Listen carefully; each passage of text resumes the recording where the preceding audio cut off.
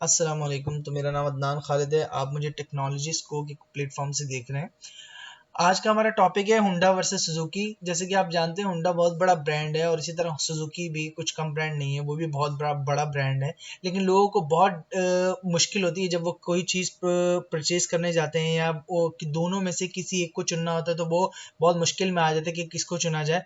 अच्छा, आप कभी भी कोई चीज़ लें तो सबसे पहले उसकी स्पेसिफिकेशन चेक करें, उसको फिजिकली चेक करें। अगर फिजिकली नहीं चेक कर सकते तो वेबसाइट पे चेक करें, उसके रिव्यूज़ चेक करें, तो आपको पता चल जाएगा चीज़ कैसी है। अब जाहिर सी बात है, कोई भी बंदा है, वो हर बंदा इंजीनियर नहीं होता या हर बंदा टेक्निकल नहीं होता, उसको टेक्निकल तरीके से नहीं देखता, वो फिजिकल देखता है। और फिजिकल देखने के बाद वो सिर्फ यही देखता है कि मुझे इसमें सहूलत मिल जाएगी। वो ये नहीं देखता कि जितने मैं पैसे दे रहा हूँ क्या ये इतने में ये चीज़ प्रेफर करती है। अगर ये करती है तो ठीक है, नहीं तो मैं किसी और चीज़ पे जाऊँ।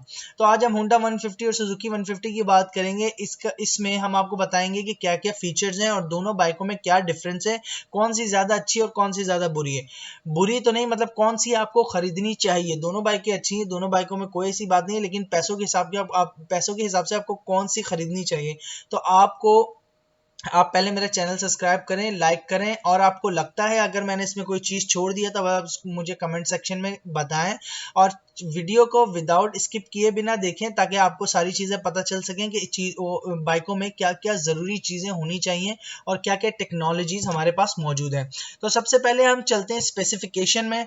आपने वैसे हुंडा 150 और हुंडा सुजुकी दोनों ही देखी होंगी, फिजिकली भी देखी होंगी और वेबसाइट्स पे भी देखी होंगी, लेकिन हम आपको आज उसका क्लियर इमेज बताएंगे कि दोनों में क्या डिफरेंस है। स्पेसिफिकेशन में सबसे पहले आता है हमारे पास ग्राउंड क्लियरेंस। ग्राउंड क्लियरेंस का मतलब ये है कि दोनों व्हील्स के बीच का जो डिफरेंस होता है, या अगर आप कभी कार पे बैठे हो तो जो हमारे पाकिस्तान में जैसे स्पीड ब्रेकर बहुत बड़े होते हैं तो कार नीचे से लगना शुरू हो जाती है, इसी तरह बाइक में भी सीन होता है कि वो उसके इंजन का डिफरेंस और व्हील के बीच का डिफरेंस, उसको ग्राउंड क्लियरेंस कहते हैं। अब जैसा कि आप देख रहे हैं हुंडा CB 150 में, हुंडा CB 150F में 160 mm का डिफरेंस है और सुजुकी में 165 mm का डिफरेंस है। अच्छा, इसमें मैं आपको ये प्रीफर करूंगा कि 168 डिफरेंस बहुत अच्छा है, क्योंकि जाहिर सी बात है ज़्यादा जगह होगी तो आपको ज़्यादा सहूलत मिलेगी। आपने बाइक पे अगर बहुत ज़्यादा वजन डाला तो आपकी बाइक ज़्यादा नीचे नहीं लगेगी। एज पर टू पाकिस्तान, बाहर का तो मैं नहीं कह सकता,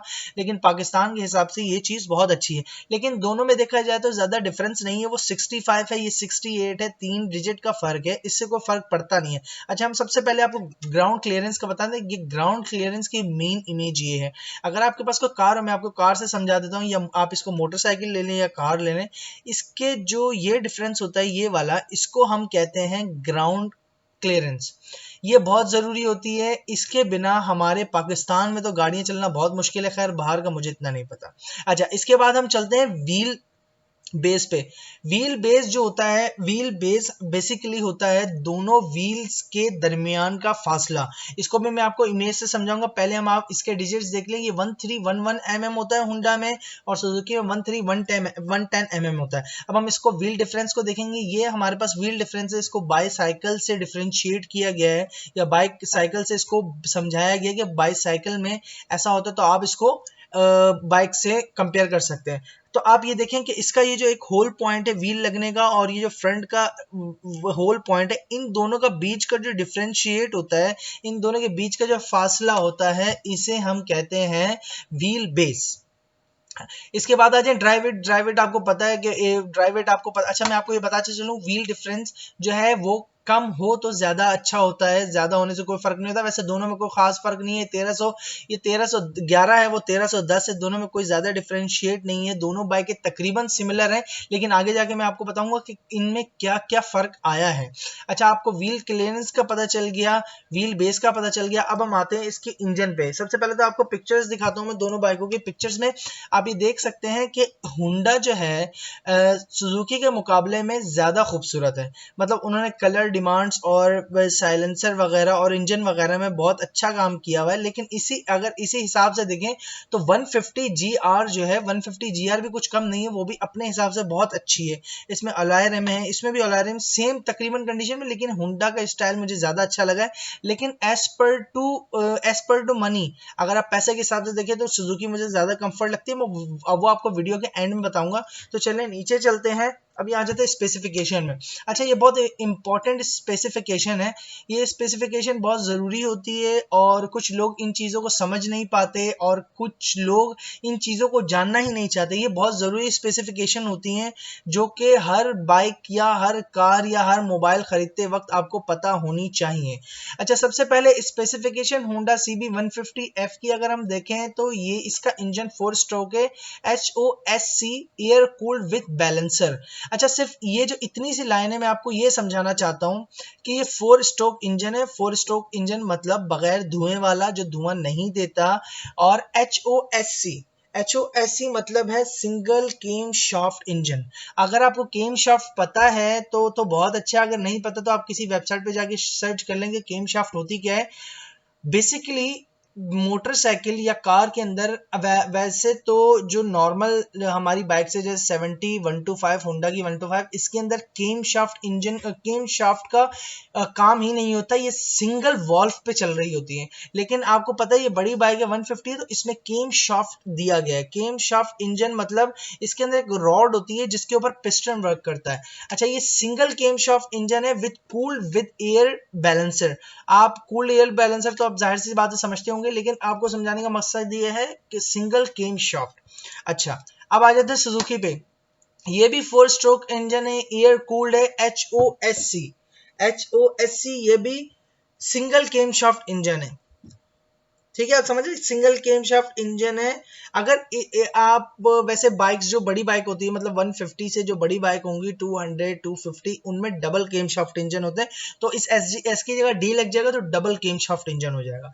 इसके बाद हम बात करते हैं डिस्प्लेसमेंट की। डिस्प्लेसमेंट 149 सीसी, ये हमारे पिस्टन की मूवमेंट होती है। अगर इसके थ्योरेटिकली देखा जाए तो ये होता है compression ratio of the fraction of value before and after the piston movement from bottom to dead cell dead counter. इसका मतलब ये है कि इसकी मूवमेंट ऊपर से लेकर नीचे तक 149 सीसी होती है, इसे कहते हैं पिस्टन की मूवमेंट। अच्छा, कंप्रेशन रेशियो। अच्छा, पहले तो आपको ये बताएं कि दोनों में डिस्प्लेसमेंट मूवमेंट सेम है, इंजन की कैपेसिटी सेम है। अच्छा, कंप्रेशन रेशियो बहुत अच्छा यूनिट होता है। कंप्रेशन रेशियो ऐसा अच्छा यूनिट होता है कि आप उसमें पिस्टन की वैल्यू को समझते हैं, या पिस्टन की वैल्यू का आपको पता होता है, या उसकी मूवमेंट का अप एंड डाउन का पता होता है। तो इसमें जैसे कंप्रेशन रेशियो 9.1 दिया हुआ है, इसी तरह कंप्रेशन रेशियो गाड़ियों में भी दिया जाता है। अगर आपने गाड़ियां खरीदी हो और आपने देखा हो तो इसी तरह आप सुजुकी में देखें, सुजुकी में बिल्कुल कंप्रेशन रेशियो नॉट अवेलेबल दिया हुआ है। तो इसका मतलब ये है कि हुंडा ज़्यादा प्रीफर करती है, हुंडा ज़्यादा अच्छी क्वालिटी में। Gear transmission 5 speed constant mesh. अच्छा, 5 स्पीड तो आप समझ गए होंगे, 5 गियर होते हैं। कांस्टेंट मैश का मतलब ये है कि कंटिन्यूस आगे लगने वाला है। अगर इसके आगे मैश ना होता तो मतलब आगे पीछे लगता है। अगर आपने पुराने दौर की बाइक्स यूज की हैं जैसे कावासाकी और इस तरीके की जो बाइक हैं, उनमें देखें तो उसमें गियर आगे पीछे लगते हैं, पहला आगे दूसरा पीछे। या अगर आप, मैं इंशाल्लाह नेक्स्ट वीडियो 125 पे बनाऊंगा तो 125 में आपको बताऊंगा, जैसे YBR है, यामाहा की YBR, उसमें गियर ट्रांसमिशन आगे पीछे, तो वो मैश नहीं है, वो उसे कुछ और कहते हैं। इसे मैश मतलब ये है कि सारे गियर आगे लगे और सारे गियर पीछे निकले।